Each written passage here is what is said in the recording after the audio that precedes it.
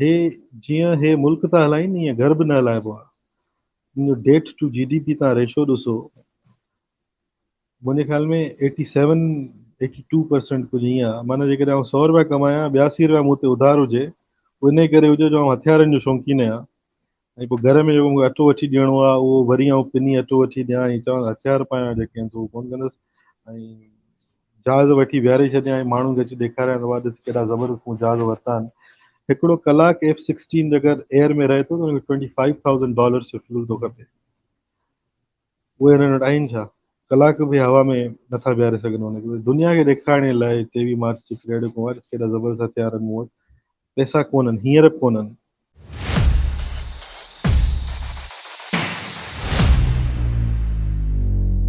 अस्सलाम वालेकुम एवरीवन, तव्हां सभिनी खे इंडस डायलॉग ते भलीकार कजे थी. आउं सम्झां थो जेको अॼु असां वटि गेस्ट मौजूदु आहे, उहो जेके बि प्लेटफॉर्म हूंदा आहिनि उन्हनि वटि को हिकिड़ो अहिड़ो गेस्ट हूंदो आहे जंहिंखे इंट्रोडक्शन जी का ज़रूरत न हूंदी. सो द इंडस डायलॉग ते जेको अॼु गेस्ट आहे, आई बिलीव के उनखे मुंहिंजे स्पेशली इंट्रोडक्शन जी ज़रूरत न आहे. जॾहिं असां नालो फाइनलाइज़ कयो सर गोहर मेमन जो, त असांजो दोस्त मंसूर कलवड़ उहो चए पियो त जेके सिंध में ट्रू इंटेलेक्चुअल चंद माण्हू अचनि था, उन्हनि जी जेकॾहिं तव्हां फ़हिरिस्त ठाहींदो त उन में गोहर मेमन जो नालो ज़रूरु ईंदो.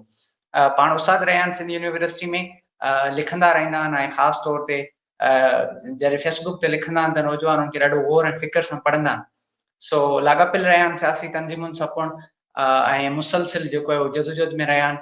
ऐं अॼु जेको लिबरलिज़म जो सियासी पहलू आहे या जेको उन्हनि जी पूरी मूवमेंट आहे, यूरोप खां शुरू थी ऐं हाणे मौजूदा वक़्त में असां जहिड़नि मुल्कनि ताईं जेका पहुती आहे या पहुची चुकी आहे, सो उन खे सम्झण जे लाइ असां सर गोहर खां वक़्तु वरितो आहे, हीउ सेशन रिकॉर्ड करूं था पिया. सर गोहर वटि हलूं था, उनजी ख़ैरियत पुछूं था, पोइ गुफ़्तगू खे अॻिते वधायूं. महिरबानी हफ़ीज़, महिरबानी. Thank U sir. पहिरियों सवाल एज़ यूजुअल त माना लिबरलिज़म जो हिकिड़ो त असां वटि त हिकिड़ो फैशनी टर्म बणिजी चुको आहे. मिसाल जे तौर ते हिकिड़ा उनखे एज़ ए फैशन तौरु खणनि था ऐं ॿिया उन ते जेके मार्क्सिस्ट आहिनि उन्हनि जी हुन ते तनक़ीद रही आहे, पर किथे न किथे उहो इल्मी पासो जेको आहे उहो खुटल रहियो आहे. त आहे छा उन जी प्योर डेफिनेशन छा आहे, कमु कीअं थो करे? सो तव्हां उन जे इल्मी पासे ते थोरी नज़र ॾिजो. अच्छा, तव्हां सही था चओ, फैशन में त घणो आहे अॼुकल्ह, पर इहो बेसिकली लिबरल थॉट या लिबरलिज़म जेके असां चऊं था, इहो पुराणो कॉन्सेप्ट आहे हिकिड़ो. इन जी बेसिकली माना आहे फ्री, ऐं शुरू में ही को पॉलिटिकल टर्मिनोलॉजी में इस्तेमालु न थींदो. ऐं आर्ट्स एंड कल्चर में हुनजो यूसेज हूंदो हो. शेक्सपियर जो टर्म इस्तेमालु कयो आहे पंहिंजी राइटिंग्स में. उनजी माना इहा हूंदी जो माना आज़ादु ख़्यालु माण्हू, कंहिंजी परवाह न करण वारो माण्हू, उन टर्म में उहो इस्तेमालु थींदा. पॉलिटिकल यूसेज जेको उनजो फर्स्ट टाइम असांखे नज़र अचे थो, स्पेन में नज़र अचे थो, जंहिंमें हू लिबरालेज़ उनखे स्पेनिश में चवंदा. उहा हिकिड़ी मूवमेंट हुई बादशाह जे ख़िलाफ़ु, जेका उन यॉर्क खे उछलाइण चाहिनि पिया मोनार्की जी. ऐं पोइ जेको आहे सो उहो फर्स्ट टाइम उन में पॉलिटिकल सेंस में इस्तेमालु थियो. उन आइडियाज़ हमेशह खां रहिया, 13वीं-14वीं सदीअ खां रहिया, पर जेके सिस्टमेटिक अंदाज़ में जेको उनखे ऑर्गेनाइज़ करे ऐं हिकिड़े सिस्टम जी हैसियत में, हिकिड़े पॉलिटिकल सिस्टम जी हैसियत में जेको इंट्रोड्यूस करायो, हू जॉन लॉक करायो. जा मशहूरु आहिनि 2 ट्रीटाइज़िस ऑन लिबरलिज़म. उन बुनियादु रखियो. उन खां पोइ जेस मिल ऐं जेरमी बेंथम इलाही थिंकर्स आहिनि. पोइ अॻिते हलंदासीं त पोइ उन्हनि जी फ़िक्र जी पाण उपचार कंदासीं. पोइ बुनियादी तौर ते उनजो मक़सदु इहो आहे त फ्री सेल्फ, पाण उहो जेको फ्रीडम आहे, ॾाढो ज़बरदस्त हिकिड़ो टर्म आहे, जुमिलो आहे आर्नल्ड जो मुंहिंजे ख़्याल में, freedom is a horse to ride but to ride somewhere. So somewhere केॾांहुं आहे उहो पोइ फर्दर उनखे एक्सप्लोर कंदासीं, हिननि जा नज़रिया बि एक्सप्लोर कंदासीं. अॻियां क्वेश्चन्स में सम्झ में ईंदो, पर बहरहाल ओरिजिन हिन जो मतिलबु इहो ई आहे, टू ब्रेक फ्री. ठीकु है. टू ब्रेक फ्री माना हिकिड़ो शख़्स जेको आहे आज़ादु हुअणु घुरिजे, उहो त उनजो फंडामेंटल कॉन्सेप्ट आहे. पर पोइ उन में ॾिसूं था त जमहूरियत अचे थी, हुकूमत करण जो हिकिड़ो तरीक़ेकार आहे, मुआशी सिरिश्ते खे हलाइण जो बि उन ते हिकिड़ो तरीक़ेकार आहे, समाजी मामला आहिनि. सो उन खां अलावा ॿिया कहिड़ा नुक़्ता आहिनि जिन ते इहो आधार रखे थी पूरी आइडियोलॉजी, माना आइडियोलॉजी जा फाउंडेशन्स छा आहिनि बुनियादी तौर ते लिबरलिज़म? अच्छा, हाणे इनखे सम्झण जे लाइ असांखे थोरो इहो ॾिसणो पवंदो, त छो त इहो यूरोप जो नज़रियो आहे, यूरोप में उसिरियो आहे, त उनजे लाइ यूरोपियन हिस्ट्री जे कॉन्टेक्स्ट में असां ॾिसूं त जेके इहे डार्क एजिस था चवनि, असां त उनखे बि यूरोसेंट्रिक अप्रोच चवंदा आहियूं। डार्क एजिस हुन लाइ थी सघे थी ईस्ट में त न हुई, ज़बरदस्त क़िस्म जा बगदाद ऐं बेबीलोनिया में सेंटर्स हूंदा हुआ, ऐं उते ट्रांसलेशन्स हलियूं पिया एरिस्टोटल जे वर्क्स, इब्न सीना, जाबिर जहिड़ा माण्हू हूंदा हुया। असां लाइ त डार्क एजिस न हुयूं, ईस्ट जे माण्हुनि लाइ। त हुननि जो जेको सो कॉल्ड पीरियड आहे 5 खां 15वीं सदी वारो डार्क एजिस, उन में हिकिड़ो कॉन्सेप्ट इहो हूंदो त हिकिड़ो सेपरेशन न हुई चर्च एंड स्टेट जी। सेपरेशन न हुई त उन में जेको बादशाह हूंदो उनखे हू ख़ुदा जो नुमाइंदो सम्झंदा हुआ। हिनखे हू पॉलिटिकल टर्मिनोलॉजी में चवंदा हुआ डिवाइन राइट टू रूल। उहा हिनखे ख़ुदा एनॉइंट कयो आहे रूल करण जे लाइ। इन करे बादशाह सां बग़ावत जी माना आहे ख़ुदा सां बग़ावत।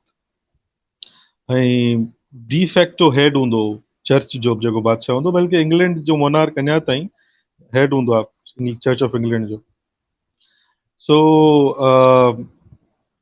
इहो जेको डिवाइन राइट टू रूल आहे, इन में पोइ बादशाह जी मर्ज़ी आहे केतिरा बि टैक्स हणे, कहिड़ियूं बि जंगूं करे, कंहिंखे बि खणाए छॾे, कंहिंजा राइट्स एज सच प्रोटेक्टेड न हुया।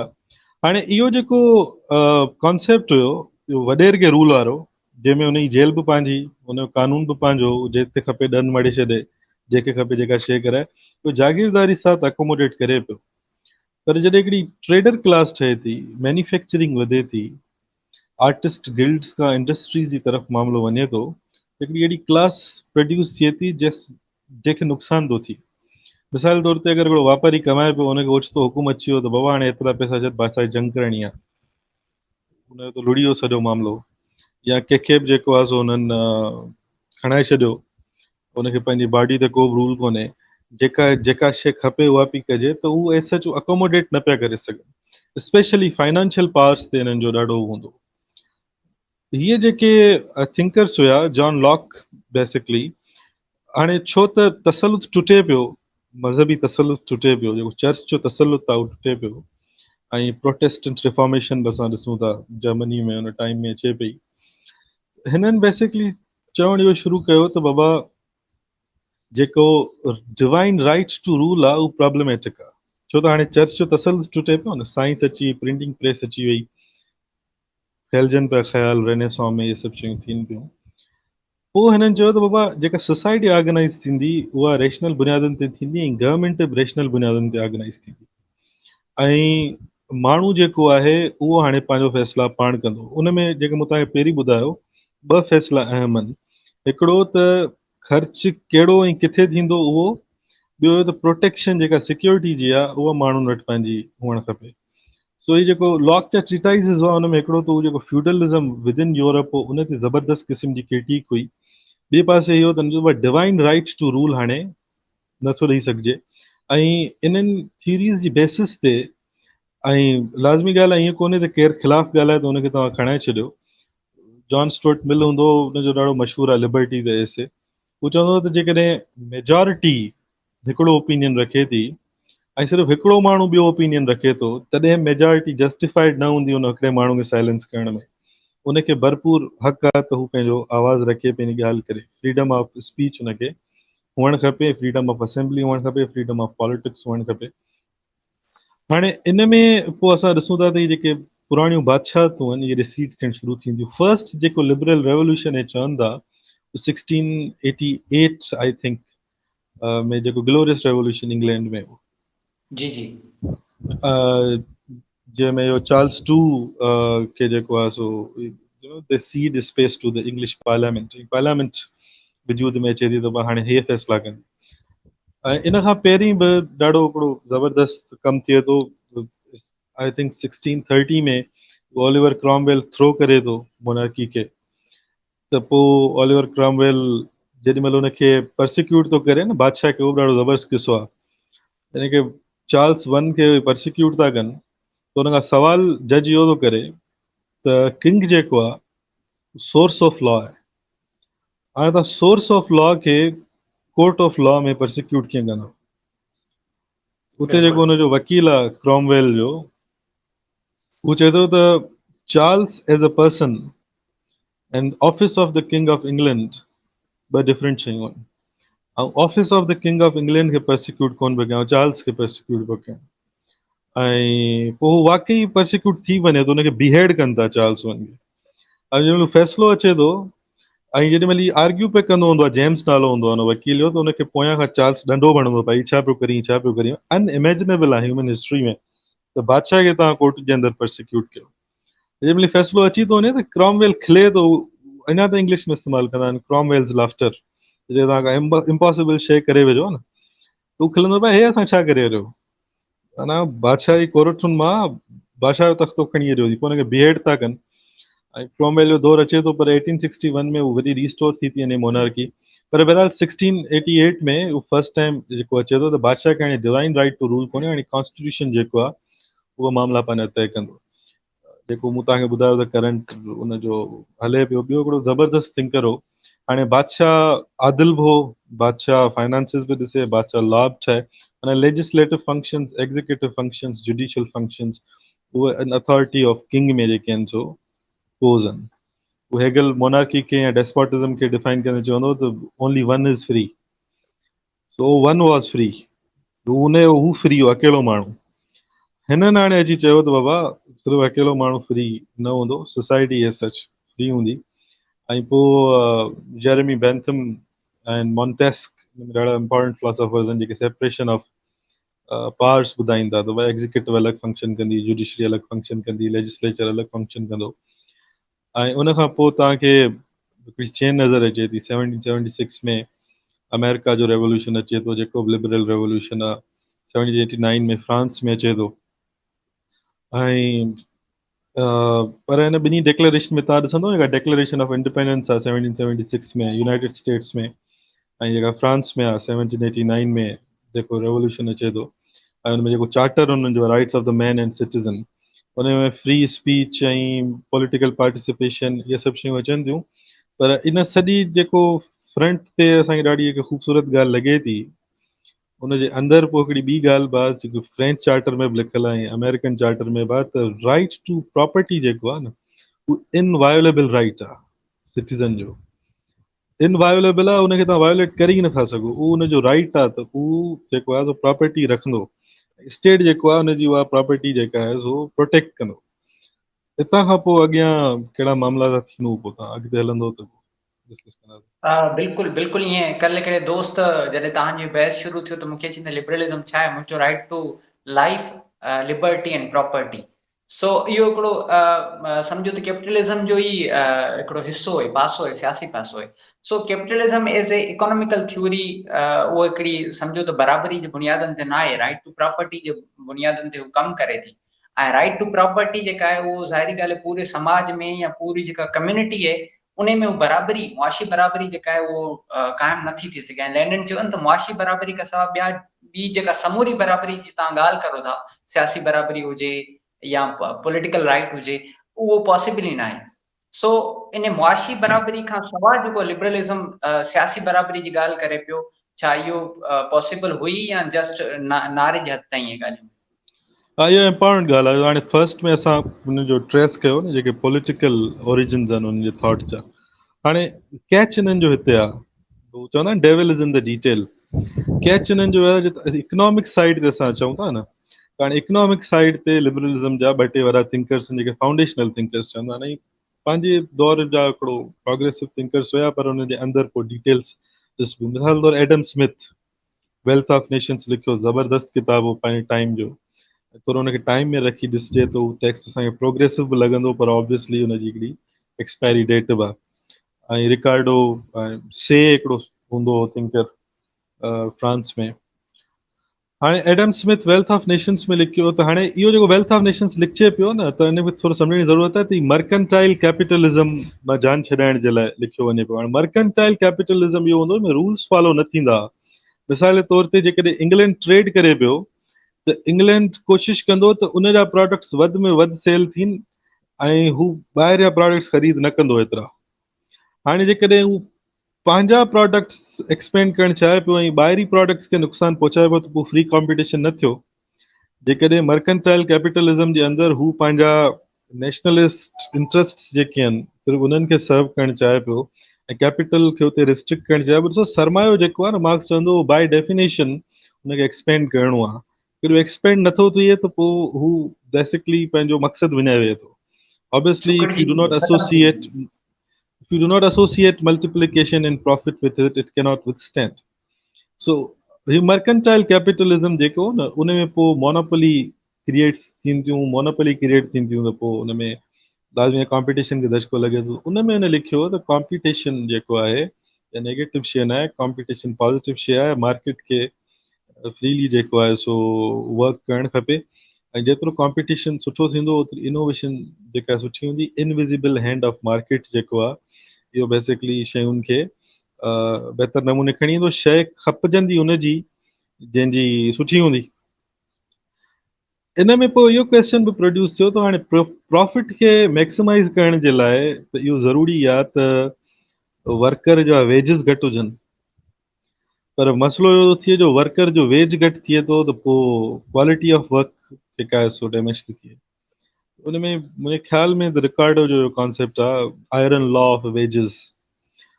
आयरन लॉ या से जो आहे but you know one of these guys iron law of wages हिन जो इहो त जेके वेजिस आहिनि न they will take care of themselves, छो त असां ऐं supply will create its own demand. इहा हिननि जी थिंकिंग हूंदी त असां सिर्फ़ु सप्लाई कंदा अचूं, डिमांड पाणी क्रिएट थींदी माण्हुनि जे अंदरि। ॿी हिकिड़ी ॻाल्हि आहे त वेजिस असां केतिरा बि रखूं माण्हू उन्हनि में एडजस्ट ज़रूरु कंदा, छो त अदरवाइज़ हू अनएम्प्लॉयड थी वेंदा।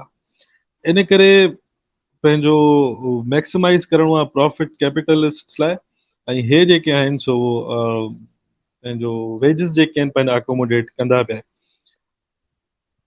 मार्क्स जेॾी महिल एडम स्मिथ खे ॾिसी ऐं हुन ते ॻाल्हाए थो त उनखे एडम स्मिथ खे मर्केंटाइल कैपिटलिज्म मोनोपोली कैपिटलिज्म तोड़े कॉम्पिटेटिव कैपिटलिज्म जी तरफ़ वठी वञण जी हद ताईं उनखे प्रोग्रेसिव त चए थो, पर मूं तव्हांखे चयो त devil is in the detail.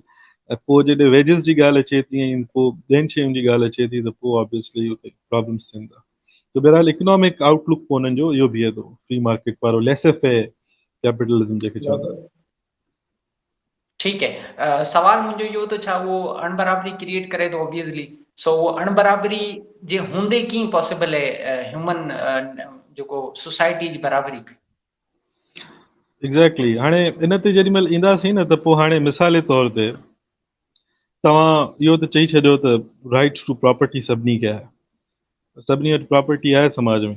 जो मार्क्स जूइश क्वेश्चन में लिखियो न त मिसाल जे तौर ते तव्हां इहो क्लेम कयो त बाबा जेको सफरेज आहे यूनिवर्सल सफरेज तव्हां ॾियो था, इहो तव्हां कंडीशन हटायो था त जंहिं वटि प्रॉपर्टी हुजे उहो वोट करे या असां कंडीशन हटायूं था यूनिवर्सल था कयूं। हाणे property is no more the requirement for voting for example.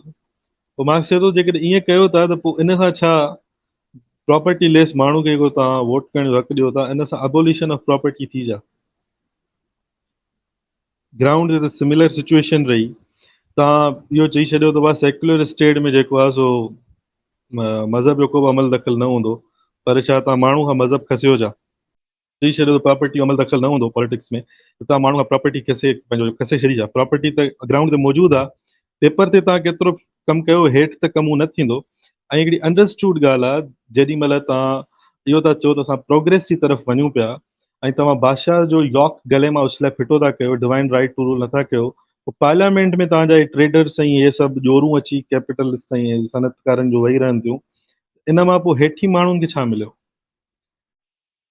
Question progress जो इहो आहे न, जेकॾहिं तव्हां प्रोग्रेस इन माना में ॾिसो था त प्रोग्रेस जी माना ख़ुशहाली आहे, त पोइ तव्हां हिकिड़े तबिके खे ख़ुशहाली ॾेई छॾी ऐं तव्हां सम्झो त ट्रिकल डाउन थींदो, उहो त कोन थींदो, छो त बुनियादी तौर ते तव्हां कॉन्फ्लिक्ट में आहियो।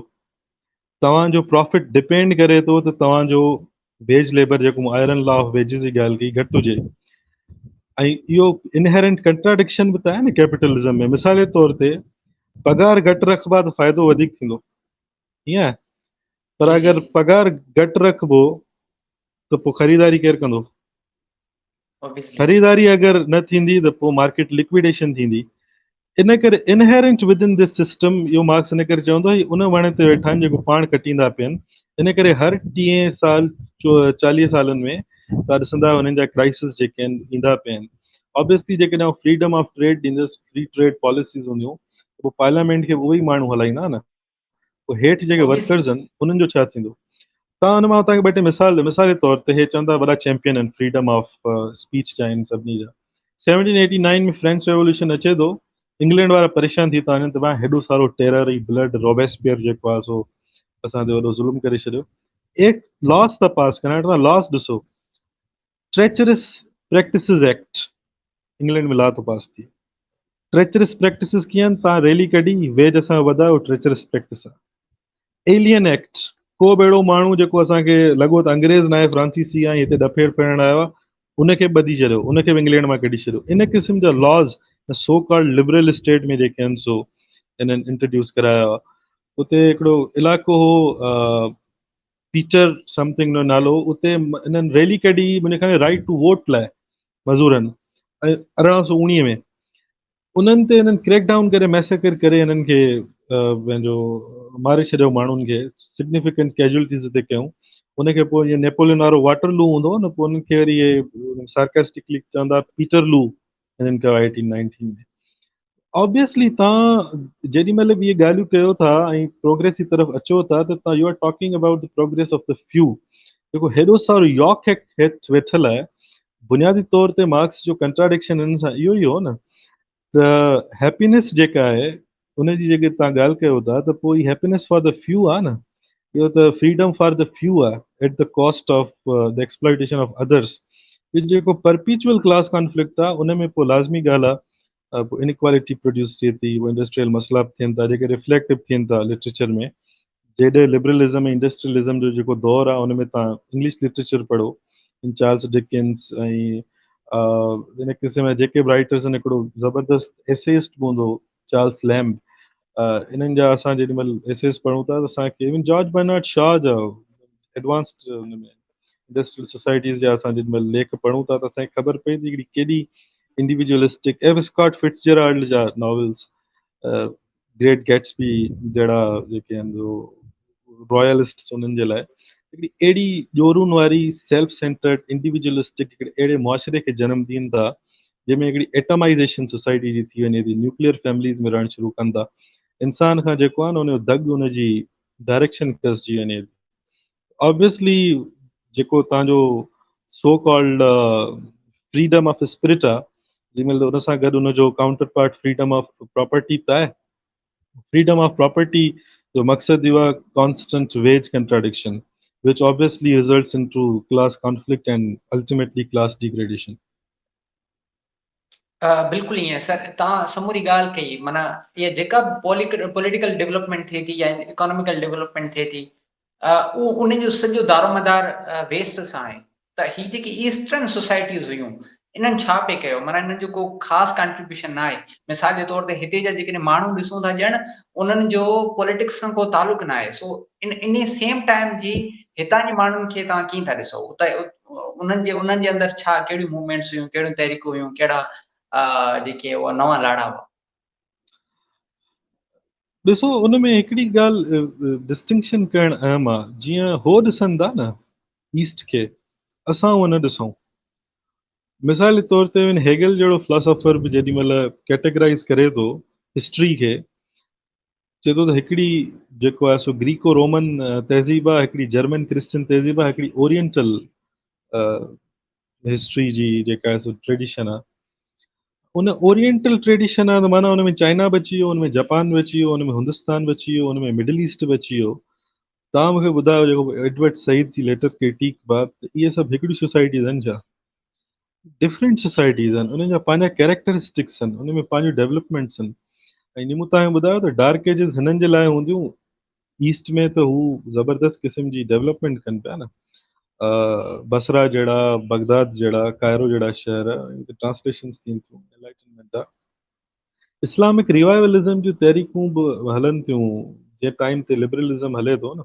नहदा हिकिड़ी तहरीक हुई जेका अरब वर्ल्ड में अल नहदा चवंदा हुआ हुनखे, उहा हले थी, उहा पंहिंजो पाण खे हले थी, पंहिंजो प्रोमोट कनि था इहे सभु शयूं। असां वटि बि जेको हिंदुस्तान जे अंदरि मुगल डायनेस्टी आहे ऐं उन्हनि जो जेको पंहिंजा सिस्टम ऑफ प्रोडक्शन्स आहिनि उहे हलनि था। ख़ुदि जेॾी महिल अंग्रेज़ बि हिते कब्ज़ो करणु अचनि था त इंडिया जेको आहे सो कंप्राइज़िस ऑफ 27% ऑफ वर्ल्ड GDP, तमामु वॾो आहे। जेके 27% तव्हां ॾिसो, जॾहिं उहो छॾीनि था त इट्स पुअरर देन एवर। ईअं न आहे हिते कुझु बि न पियो थियो, ऑब्वियसली ट्रेंड्स डिफरेंट आहिनि. हिते पॉलिटिक्स जेका आहे सो मोरालिटी एंड मोरालिटी सां रिलीजन सां एसोसिएटेड रही आहे, ऐं एज सच को सेपरेट डोमेन न रहियो आहे स्टेट जो ऐं सोसाइटी जो, जीअं यूरोप जे अंदरि तव्हांखे नज़र अचे थो. ऐं माण्हू हुन में ऑब्वियसली तहरीकूं बि हलनि थियूं, उन्हनि खे रिस्पॉन्ड बि कनि था, हुन में डिफरेंट एक्सपेरिमेंटेशन्स बि थियनि था, वॉर्स बि थियनि थियूं, जहिड़ा बि थियनि था, उहे सभु शयूं हलनि थियूं. को एतिरो स्टेल क़िस्म जी सोसाइटी कोन्हे. उहो त पोइ लाज़मी ॻाल्हि आहे, जेॾीमहिल कॉलोनियलिज़म अचे थो त पोइ हुनजा पंहिंजा ऑफशूट्स आहिनि, उहे पोइ डिस्कस कंदासीं. ठीक है सर. असां क्लासिकल लिबरलिज्म ते ॻाल्हायो ऐं हाणे जेका टर्मिनोलॉजी न्यो लिबरलिज्म मुख़्तलिफ़ दानिशवरनि खां असां पढ़ूं था, किताबनि में पढ़ूं था. सो ॿिन्ही में बुनियादी फ़र्क़ु कहिड़ो आहे? ॿिन्ही जो जेको तरीक़े वारदात या कमु करण जो तरीक़ेकार आहे, सिस्टमेटिकली उन में डिफरेंस कहिड़ो आहे? अच्छा, इहो इंट्रस्टिंग आहे. न्यू लिबरलिज़म खां पहिरीं बि ही जेको कंजर्वेटिव न चऊं, जेको अर्ली लिबरलिज़म आहे, इन खे रिवाइव करण जी कोशिशि कनि था. थिए छा थो, मूं तव्हांखे चयो त हिन जे अंदरि इनहेरेंट कंट्राडिक्शन आहे, त हिननि जे अंदरि क्राइसिस अचिणो आहे. 1917 में बाल्शेविक रेवोल्यूशन थिए थो, टाइड टर्न थी वञे सॼी दुनिया जी. टाइड टर्न थी थिए त पोइ ऑब्वियसली हाणे हिकिड़े पासे तव्हां जो एतिरो वेलफेयर स्टेट हूंदो, ऐं ॿिए पासे तव्हां जेको आहे सो माण्हुनि खे ईअं पीसींदो रहंदो, ईअं त कोन हलंदो. हुन सां गॾु डीकॉलोनाइज़ेशन बि हले थी. 1917 में बाल्शेविक रेवोल्यूशन थिए थो, वर्ल्ड वॉर वन एंड थिए थो, शयूं टुटनि थियूं. 1930 में डिप्रेशन अचे थो. त डिप्रेशन अचे थो यूनाइटेड स्टेट्स जे अंदरि, ऐं उन हफ़ीज़ उन सेम कंट्राडिक्शन ते अचे थो. परचेजिंग पावर ख़तम थी थो वञे, मैन्युफैक्चरिंग बाय 50% स्लैश थी वञे, अनएम्प्लॉयमेंट 607% खां मथे थी वञे. ऑब्वियसली केरु रखंदो? प्रॉफिट ई कोन्हे त नौकिरी ते केरु रखंदो? जीअं तव्हांखे रिसेंट हिकिड़ो एग्ज़ाम्पल हिकिड़ो कोविड वेव में नज़र आयो हूंदो. हमेशह कैपिटलिज़म में ईअं थींदो आहे, हलंदो आहे ॾिसो. थिए ईअं थो, जेॾीमहिल डिप्रेशन हिननि वटि अचे थो त पोइ अमेरिका में इहा हालत थिए थी. हर्बर्ट हूवर हिननि जो प्रेसिडेंट हूंदो हुन टाइम ते. उहे नंढा नंढा पंहिंजा घर रहण लाइ माण्हू वटि कोन हूंदा, पोइ नंढियूं नंढियूं झोपड़ियूं ठाहींदा. उन्हनि खे उहो सार्केस्टिकली चवंदा हे हूवर विले आहे, हूवर विलेज, हूवर जा बंगला आहिनि.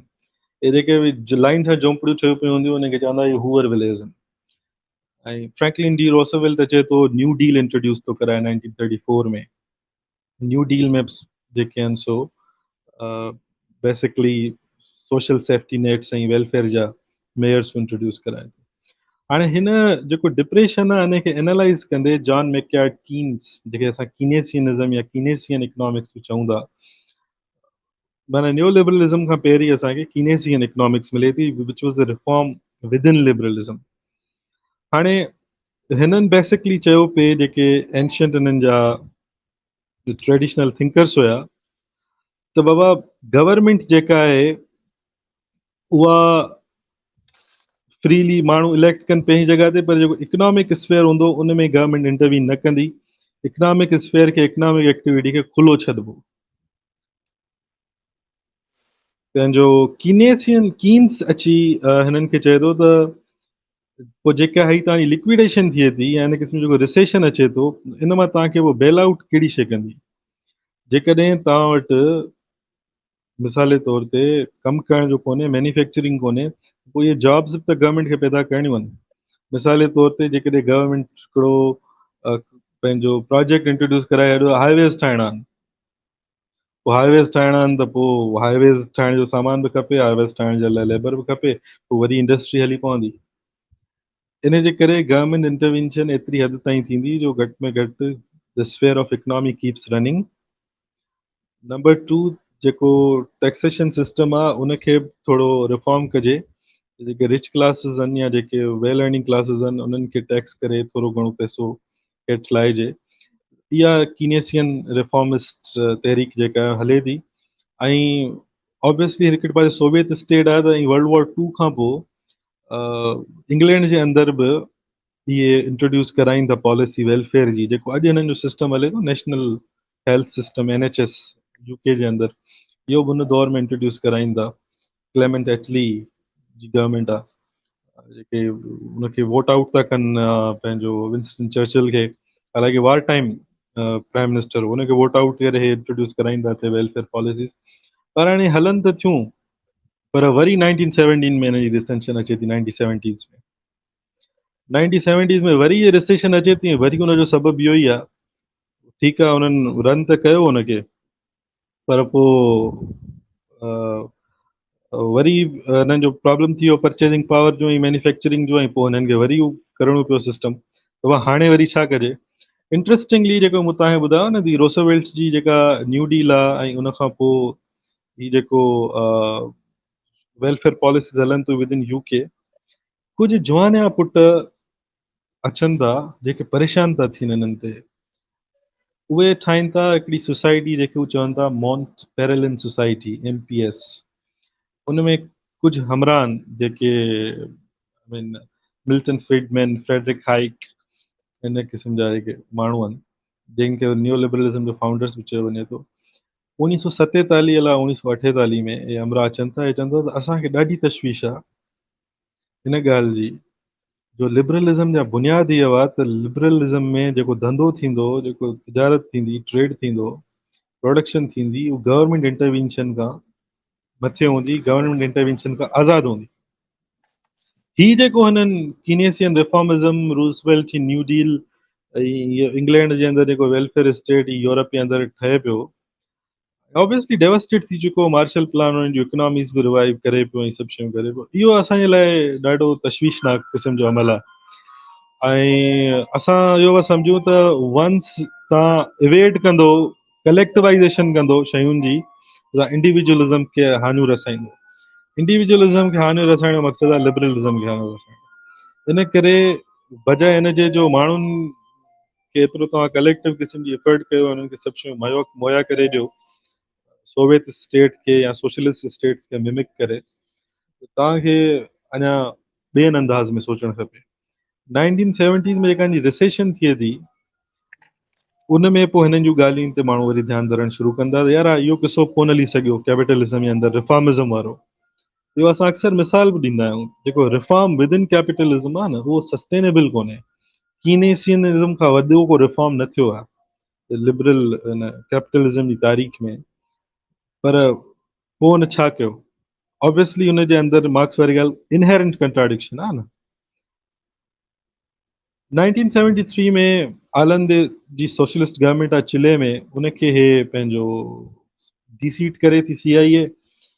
जेके आइडियाज़ आहिनि जेके पढ़ाइनि था हार्वर्ड में, हिते हुते शिकागो में, उहे शिकागो जा हिकिड़ा माहिर साइंसदान जेके आहिनि, मुआशियतदान लाइन था चिले में, जेके चवनि था शिकागो बॉयज़। हाणे शिकागो बॉयज़ जेके आहिनि उहे फर्स्ट जेके आहिनि सो एक्सपेरिमेंट करण जी कोशिशि कनि था, जेके असां अॼुकल्ह न्यू लिबरलिज़म चऊं था। हू छा था कनि? उहा डीरेगुलेट था कनि पूरी मार्केट खे, उहे गवर्नमेंट इंटरवेंशन खे ज़ीरो था कनि, उहे प्राइवेटाइज़ेशन खे वधाइनि था।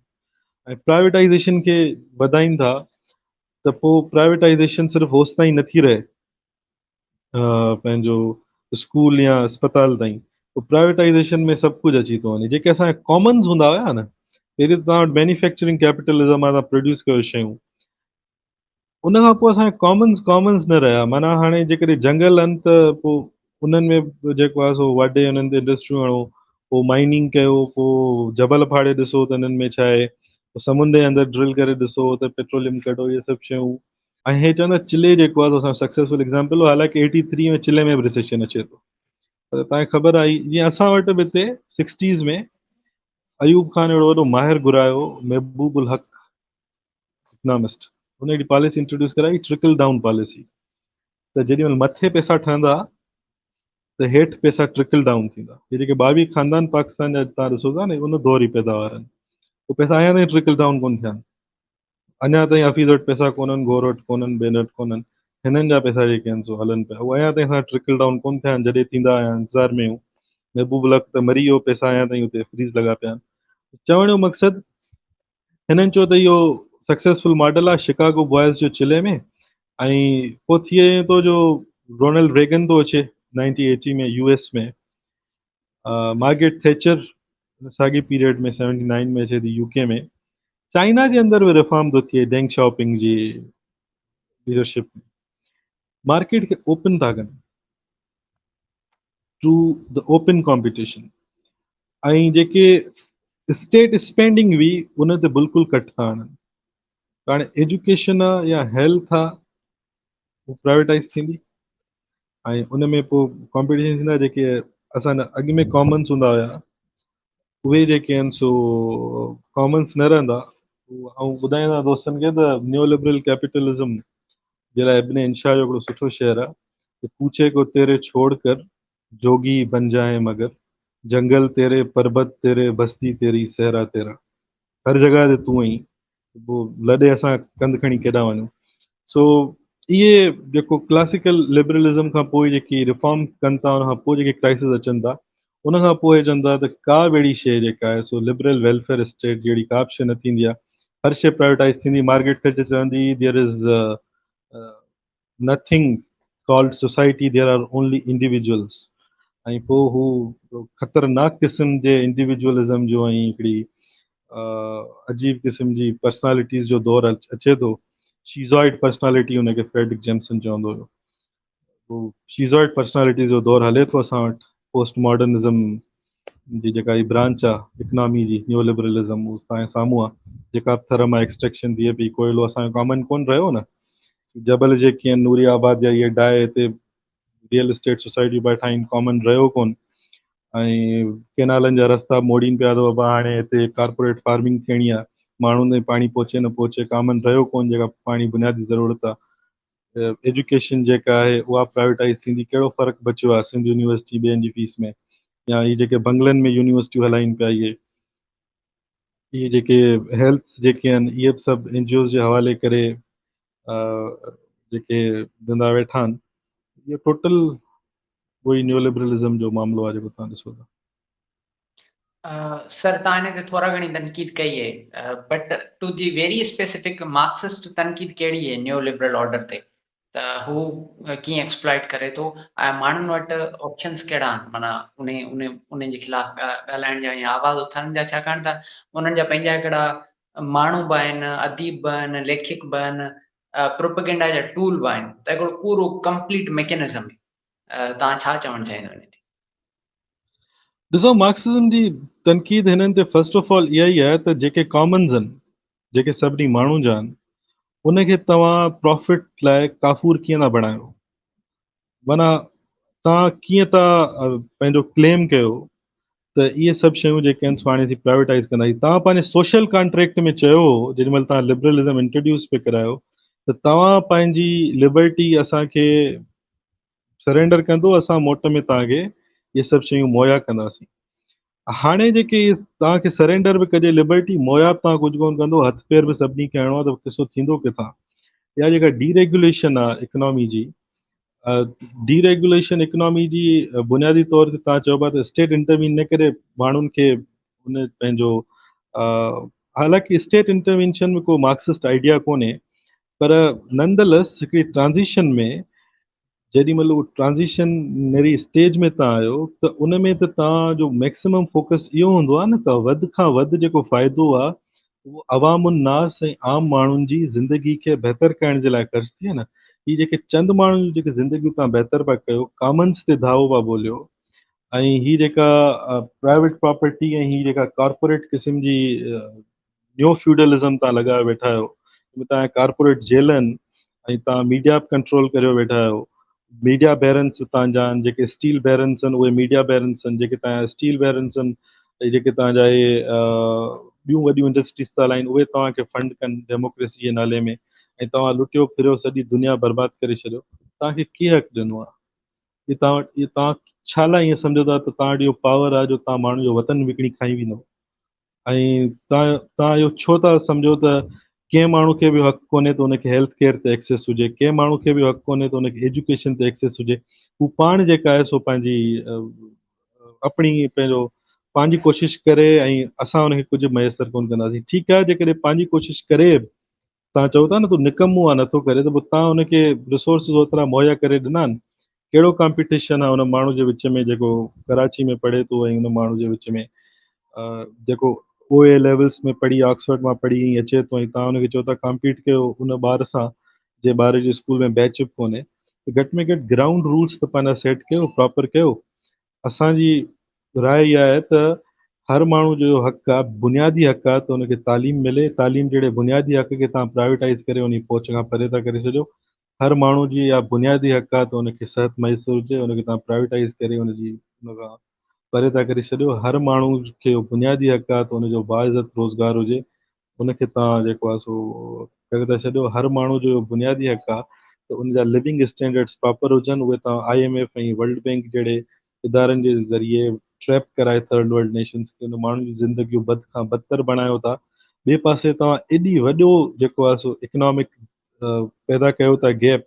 एलान मस्क जी अकेली जेका नेटवर्थ आहे $246 बिलियन आहे हिकिड़े इंडिविजुअल जी ऐं लिथड़ियूं पिया खादियूं पाकिस्तान IMF जे साम्हूं $1.1 बिलियन जे लाइ। इन क़िस्म जी जेका डिस्टेंस पैदा थिए थो जेको इन क़िस्म जो गैप पैदा थिए थो किथां थो पैदा थिए।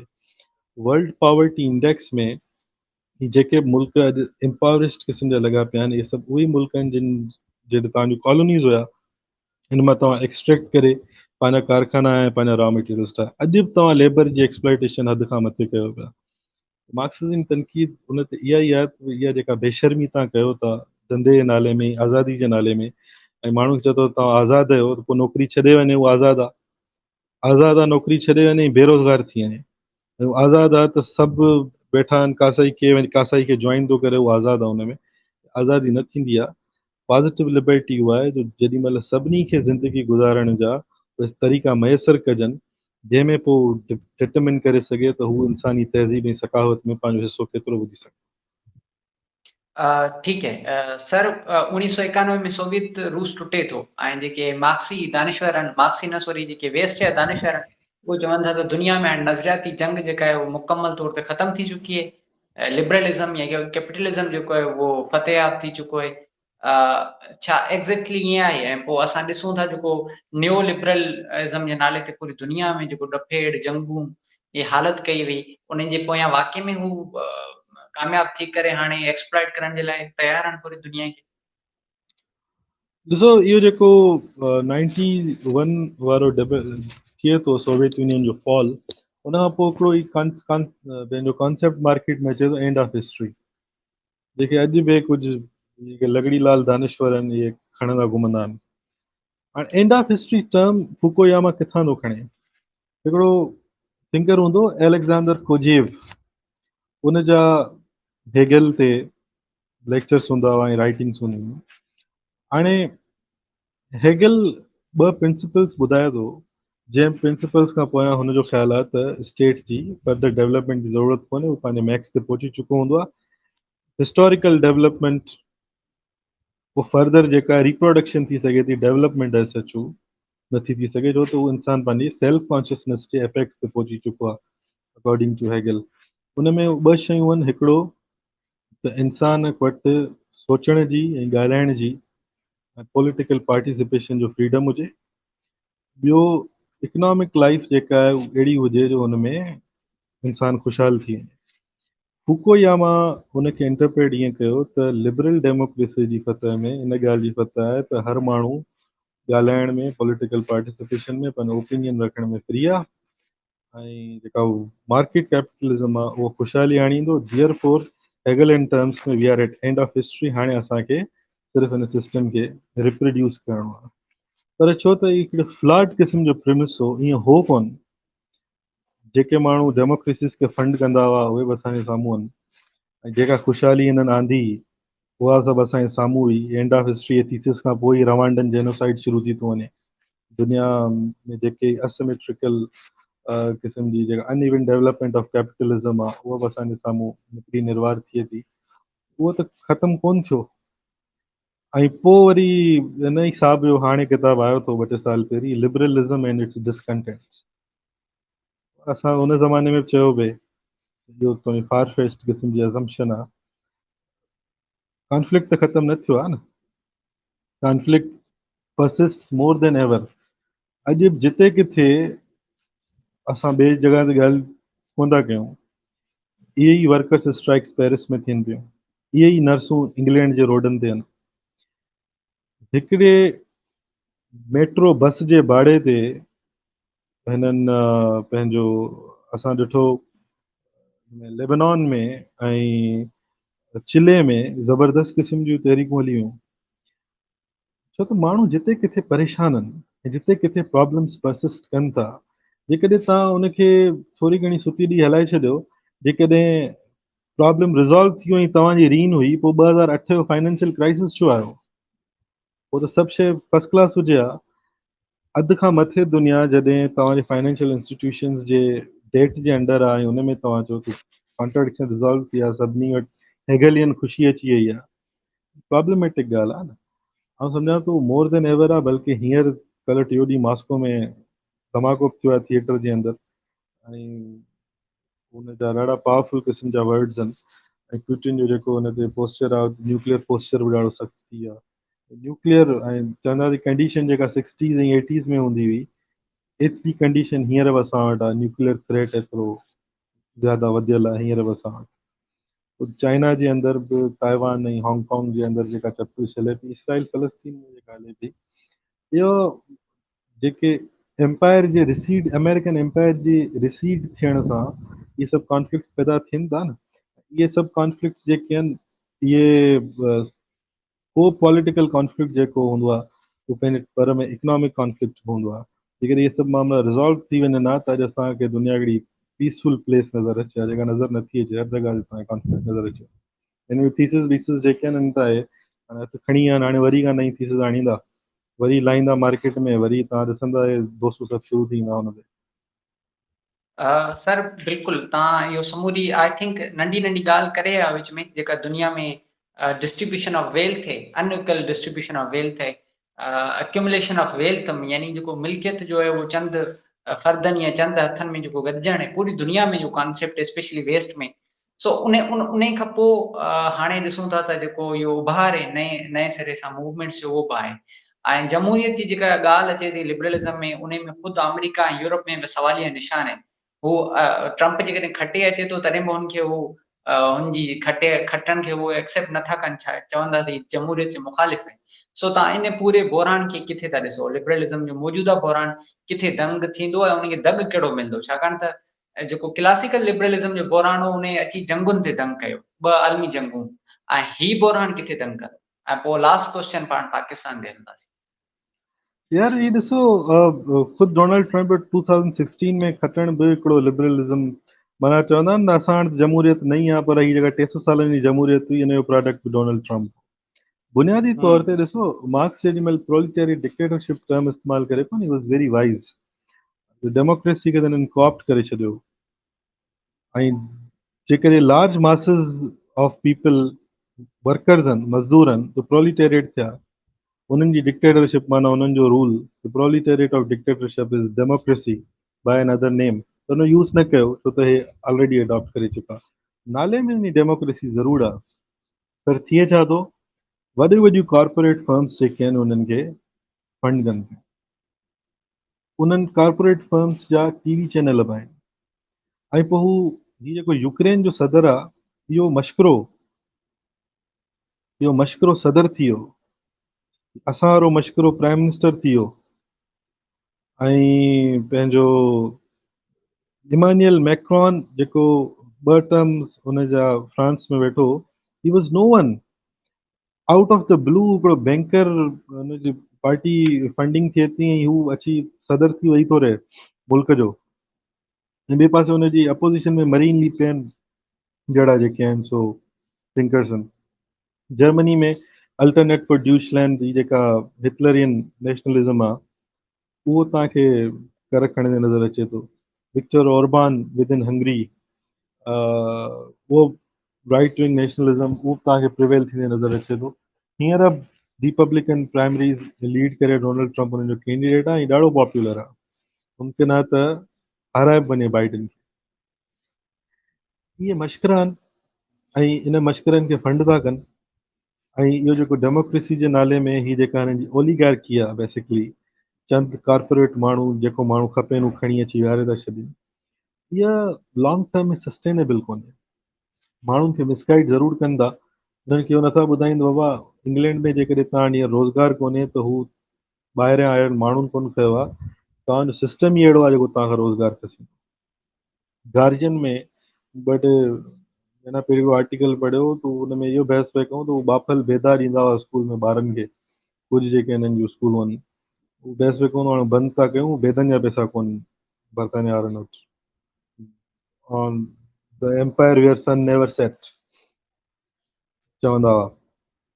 सो इहे जेके ओलिगार्की आहे न, इहे जेॾी महिल तव्हां माण्हुनि ते इम्पोज़ कंदो त डेफिनेटली उनजा रिपरकशन्स इन्हनि में ई अचणा आहिनि। इवन जेॾी महिल बाइडन आयो पिए तेॾी महिल हुन आर्टिकल्स में इहो चयो त असां ॿाहिरियूं वार्स पंहिंजूं ॾाढियूं एक्सपेंड करे छॾियूं आहिनि, अमेरिका जे अंदरि ख़र्चु थियणु खपे, रोड ठाहिणु खपनि, डी इंडस्ट्रियलाइज़ेशन हिननि करे छॾी, पाण प्लांट्स ॿाहिरि आणी छॾूं, थाईलैंड में चाइना में त चीप लेबर मिलियो पिए, माण्हू बेरोज़गार थींदो वियो। त चवण जो मक़सदु त इहे तव्हां बेरोज़गारी बि कंदो ऐं ओलिगार्की पंहिंजी सस्टेन कंदो, कॉर्पोरेट फंडिंग बि कंदो, सॼी दुनिया जा हे कंदो, ऐं पोइ चवंदो त ऑर्डर खे बि असां जेको आहे सो ईअं हलाईंदासीं। फ्रांस में उमिरि वधाइनि हुनजी रिटायरमेंट जी, हुन ते तव्हां ॾिठो केतिरा प्रोटेस्ट थिया, 60 खां 62 साल में। इन क़िस्म जूं मश्किलियूं जेके आहिनि सो हिननि जूं पिए हलंदियूं, ऐं उन में तव्हां हाणे असां हिते वेही प्रिडिक्ट कोन था करे सघूं त फॉल एम्पायर जो कीअं थींदो, पर इट विल बी कैटास्ट्रॉफिक। ऐं हिननि जी कन्फ्रंटेशन अञा वाइड थींदी। हिननि जो फोकस चाइना हो, एक्सपेक्ट न पिया कनि त इहो यूक्रेन वॉर थींदी, मिसरीड कयनि पुटिन खे।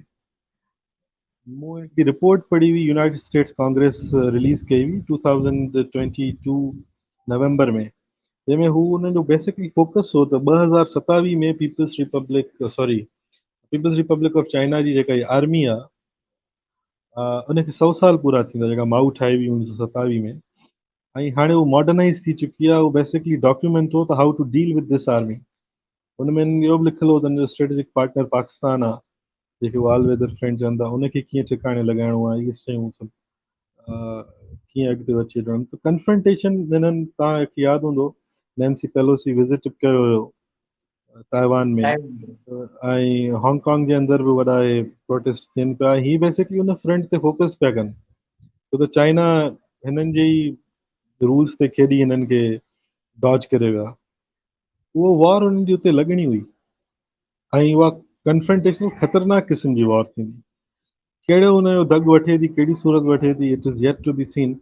पर हिकिड़ी शइ जेका दुनिया में परमानेंट आहे, असांखे ख़बर आहे त जेका शइ जीअं हले पई उहा हलंदी कोन, हुन जा कॉन्सिक्वेंसिस कैटास्ट्रॉफिक हूंदा। ठीक है सर, पाकिस्तान जी सूरत हाल ते अचूं था।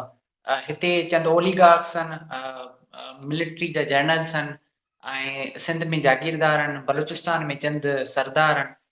उन्हनि जे हथ में जेका आहे पूरी 25-20 करोड़ माण्हू जेके आहिनि, उन्हनि जूं ज़िंदगियूं आहिनि, उन्हनि जूं हयातियूं आहिनि, ऐं उन्हनि जूं ज़िंदगियूं मजमूई तौर ते ॾाढियूं जेके आहिनि उहे मायूस कोन आहिनि। ऐं जेकॾहिं क़ौमुनि जी हिते ॻाल्हि करूं त सिंध जो वजूद ख़तरे में आहे। पीपल्स पार्टी बाक़ाइदगी तौर ते हिते जो जेको रेज़िस्टेंस मूवमेंट हुई, ख़ासि तौर ते असांजो अदीब ऐं दानिश्वर ऐं शाइर करे पियो, उनखे ख़रीद करे छॾियो मुसलसल। यानी मूं त को तनक़ीद पढ़ी ई न आहे गुज़िरियल 15 सालनि जी दौर हुकूमत ते। सो इहा सूरत हाल आहे हिते। न्यू लिबरल इनखे तव्हां ऑर्डर चओ या खणी कहिड़ो बि पाण इनखे टर्मिनोलॉजी में ॾिसूं। सो तव्हां इन ते पंहिंजो आख़िरी टेक ॾियो। असां वटि कहिड़ा ऑप्शन्स आहिनि माण्हुनि वटि, ऐं इहो सूरत हाल पाकिस्तान जी केरु पियो हैंडल करे ऐं केॾां पियो वञे? Frantz Fanon wretched of the earth जो किताब लिखियो, हुन में ॾाढी ज़बरदस्त ॻाल्हि कई हुई। जेके कॉलोनीज़ हूंदियूं आहिनि न, हुन में जेका रूलिंग क्लास रिप्लेस कंदी आहे न फॉर्मर कॉलोनियल मास्टर्स खे, उहो बेसिकली दलालनि जी क्लास हूंदी आहे। इन करे दलाल हूंदा आहिनि जो जेको इंडस्ट्री ऐं मैन्युफैक्चर आहे न, उहो इंडस्ट्रीज़ हिते न लॻाईंदी आहे। जेका कॉलोनियल पावर हूंदो आहे, हुतां सिर्फ़ु रॉ मटीरियल खणंदी आहे। टोकन्स में किथे किथे तव्हांखे नज़र अची सघे थो। पाकिस्तान जे अंदरि बि जेॾी महिल आज़ादु पिया थिया त हिननि वटि या हबीब बैंक की मोहम्मदी स्टीमशिप कंपनी, इहे 2 टे शयूं हुयूं। वधीक हिननि वटि का इंडस्ट्री कोन हुई। लेटर ऑन हिननि जेके थोरियूं घणियूं डेवलप कयूं सघूं, मैन्युफैक्चरिंग हिननि वटि हूंदी न आहे। नतीजे तौर ते फैननि चयो त हिननि जो कमु सिर्फ़ु दलाली करण माना में हूंदो आहे जो पंहिंजी ज़मीन विकिणंदा आहिनि, उन्हनि खे इनवाइट कंदा आहिनि त तव्हां अचो हिते अयाशू कयो, इहे सभु शयूं कयो, जेके जेके उहे प्रोजेक्ट्स ॾींदा आहिनि उहे प्रोजेक्ट्स उन्हनि खे कंप्लीट करे ॾेई छॾींदा आहिनि। हिननि जी इकोनॉमी जो बुनियादी प्रॉब्लम इहो आहे त हिननि वटि एक्सपोर्ट कोन्हे। छा आहे एक्सपोर्ट कनि? चमड़ो कनि था, चांवर कनि था, नॉलेज इकोनॉमी जो दौर आहे, कुझु बि कोन्हे हिननि वटि। हाणे फ्रीलांसर्स जेके वही ॿ टे कम कनि था उन्हनि ते पिया भाड़ीनि, त उहो असांखे कढंदा हिन मां। परपीचुअल डेट ट्रैप में हीअ फेनोनियन टर्मिनोलॉजी में ही जेकी स्कम ऑफ द अर्थ उन्हनि खे ई चवंदो, उहा क्लास आहे। So scum of the earth class खां ॿियो कुझु पुॼंदो बि कोन। हे जीअं हे मुल्क था हलाइनि ईअं घर बि न हलाइबो आहे। डेट टू GDP तव्हां रेशो ॾिसो, मुंहिंजे ख़्याल में 82% कुझु ईअं आहे। माना जेकॾहिं आउं 100 रुपया कमायां, 82 रुपया मूं ते उधार हुजे, उन करे हुजे जो आउं हथियारनि जो शौक़ीन आहियां, ऐं पोइ घर में जेको मूंखे अटो वठी ॾियणो आहे उहो वरी आउं पिनी अटो वठी ॾियां ऐं चवां हथियार पायां जेके आहिनि त उहो कोन कंदुसि। ऐं जहाज़ वठी बीहारे छॾियां ऐं माण्हुनि खे अची ॾेखारियां त वाह ॾिस केॾा ज़बरदस्त मूं जहाज़ वरिता आहिनि। हिकिड़ो कलाकु F-16 अगरि एयर में रहे थो त हुनखे $25,000 जो फ्यूल थो खपे। उहे हिननि वटि आहिनि छा? कलाक बि हवा में नथा बीहारे सघनि हुनखे। दुनिया खे ॾेखारण लाइ 23 मार्च जी परेड खां वठी केॾा ज़बरदस्त हथियार आहिनि मूं वटि। पैसा कोन्हनि, हींअर बि कोन्हनि। हींअर वरी वेंदा IMF सां डील करण जे लाइ, अप्रैल में हिनखे पैसा खपनि। टे महीननि जो इहो गाॾो जेको आहे इहो घणी देरि ताईं सस्टेन न करे सघंदो। इहे हिननि जेके बलूंगड़ा वेठल आहिनि, जेके इहो डिस्कोर्स खे क्रिएट कनि था न, इहे केतिरो उनजी कोशिशि कनि, शइ तव्हांजे साम्हूं बिल्कुलु क्लियर पई आहे। छो त इकोनॉमी जेका आहे न, नंबर्स ऐं मैथ्स जेका आहिनि न, उनखे तव्हां को बि नज़म लिखी मटाए नथा सघो। Numbers R numbers. नंबर्स इहो ॿुधाइनि था त इटर्नल डूम जी तरफ़ वधनि था ऐं तेज़ स्पीड में वधनि था। ऐं असांजो या तव्हांजो या जेके रीशूर दोस्त आहिनि, उन्हनि जो कमु इहो आहे त असां हिननि खे वाइफ़ो कंदा रहूं ऐं ॿुधाईंदा रहूं ऐं क्रिटिक कंदा रहूं ऐं माण्हुनि खे एक्सप्लेन कंदा रहूं, पंहिंजो कमु कंदा रहूं, कंहिं बि अहिड़ी सूरत हाल लाइ पंहिंजो पाण खे तयारी पंहिंजी कंदा रहूं। हिकिड़ो ज़बरदस्त फिलासफर आहे स्लावो जिजेक, उहो हुनजो मिसाल ॾींदो आहे त केरु बोर्जुआज़ी ॾींदो आहे, कैपिटलिस्ट जेका बोर्जुआज़ी आहे हिननि ते बि ठहे थो। टॉम एंड जेरी कार्टून में तव्हां ॾिसंदा आहियो त हलंदे हलंदे हलंदे ग्राउंड खां अॻियां निकिरी वेंदा आहिनि ऐं पोइ हुन जा पेर पिया हलंदा आहिनि, पर हेठि ॾिसंदा आहिनि किरी वेंदा आहिनि। त हे ग्राउंड पार करे चुका आहिनि। असांजो कमु ख़ाली इहो आहे हिननि खे चऊं हेठि ॾिसो। उन्हनि त असांखे हेठि ॾेखारियासीं त हे धुड़ाम थी वेंदा।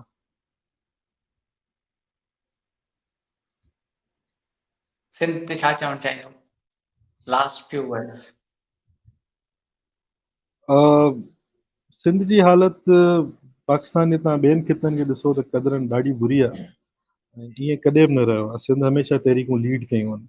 MID जी तहरीक जी सूरत में हुजे या ख़ुदि जेको बेनज़ीर जे टाइम में एतिरो सारो तव्हां ॾिठो, जॾहिं सूरत में 18 अमेंडमेंट थी, जेके थोरा घणा अॼु तव्हांखे नौकिरियूं वोकिरियूं नज़र अचनि थियूं, PST JST जूं फंड वंड ट्रांसफर हिननि जा थिया हुआ, हुन तहरीक जी सूरत में लाज़मी माण्हू निकिरी आया हुआ।